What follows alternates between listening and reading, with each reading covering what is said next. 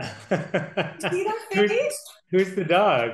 That's my new baby. Oh, what's the I name? just gave birth. I have to breastfeed. Hold on, I'll be right back.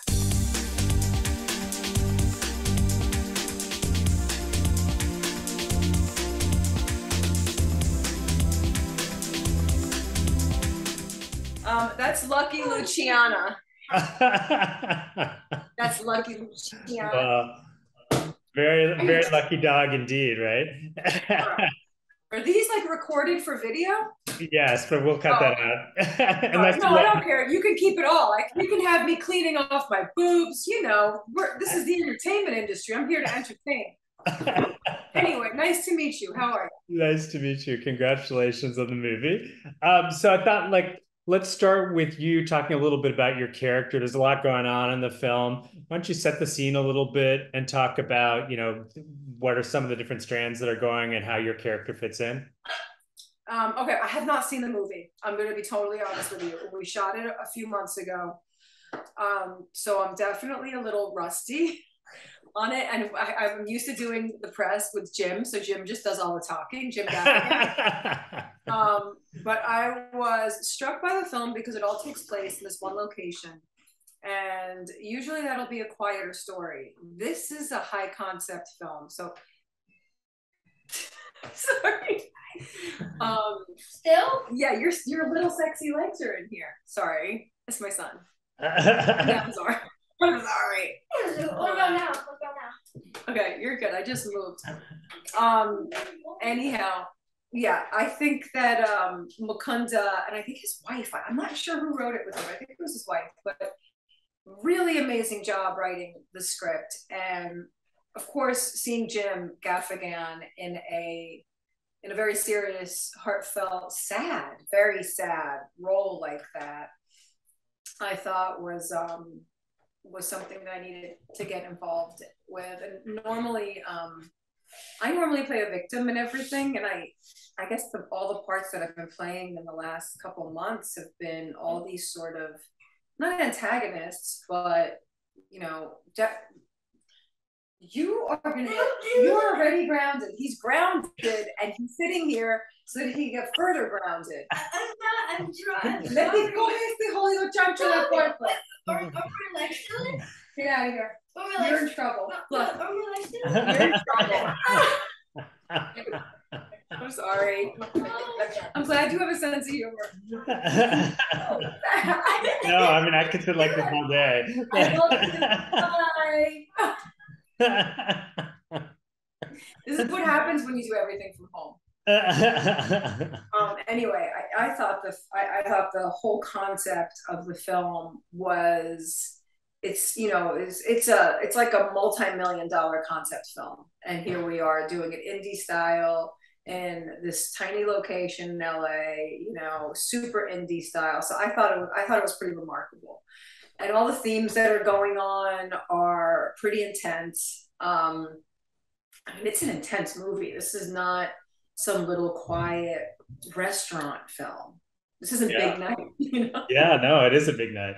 So Yeah. talk about, you got to work with Jim and you have that big scene together. Talk a little bit about, obviously he doesn't typically do these more serious roles, but he was really good in it. Talk a little bit about, acting and acting opposite him and what that was like for you. I worked mostly with the guy I'm having the affair with David Cage.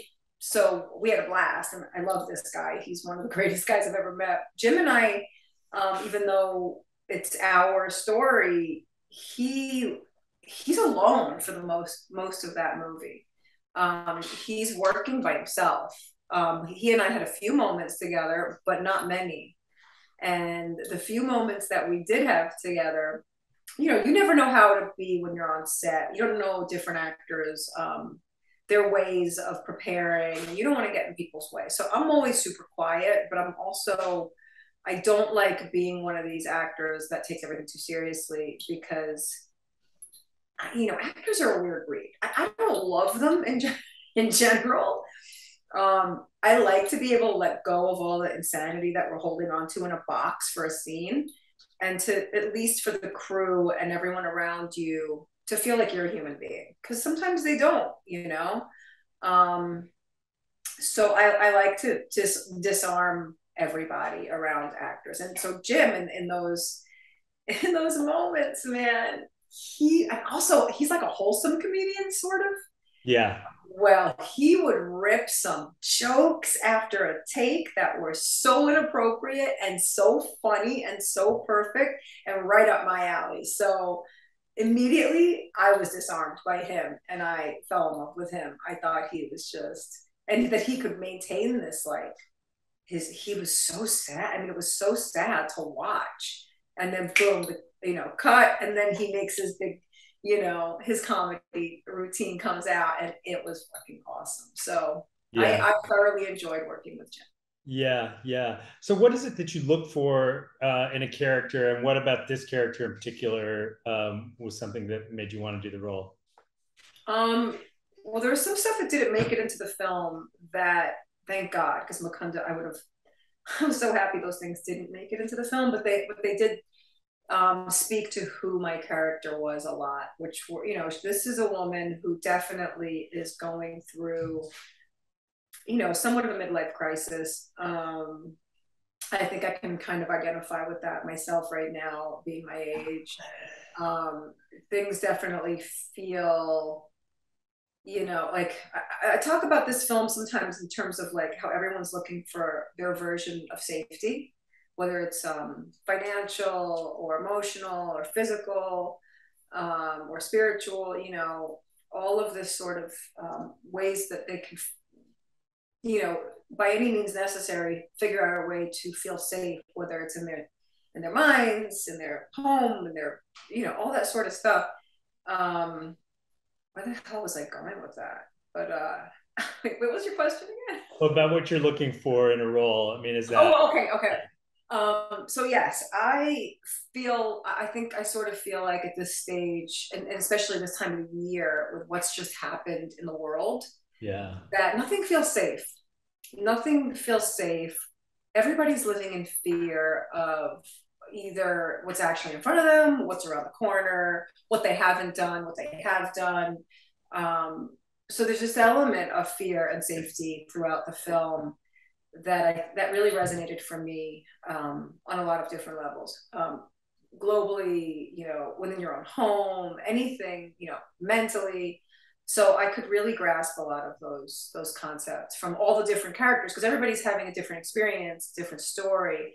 But the underlying idea of what everyone is going through sort of has a similar thread in that. And for me, that's what I love about films like this, where they're not telling you, and Sopranos was like this, like the final scene, everyone's like, how could they have done that? And I'm like, no, a great piece of art is going to let you figure out what you want it to be, what it means to you. And for me, that's what this meant to me, was a lot of fear and safety. Yeah, yeah. There were a lot of big actors in it: Ryan Phillippe, Kat Graham, Jim, yourself. What was it like on set? Well, give me a little bit of a backstage, behind the scenes feeling for like what that was like with all those big actors. Well, first of all, it was, we're in the height of the COVID protocol. So that in itself, everyone's just sort of like dancing around each other. I don't think I was on set with Ryan. I think I met Kat quickly. But I don't have any scenes with anybody except for David Cade and Jim. So it was really just Mukunda and I, and a lot of extras in the restaurant. Interesting. Yeah. Everybody was in and out doing their parts, because our parts are all overlapping, except for like when there's the big finale. They shot, Mukunda was, he's good at what he does. So he shot it in a way where he could piece all these things together.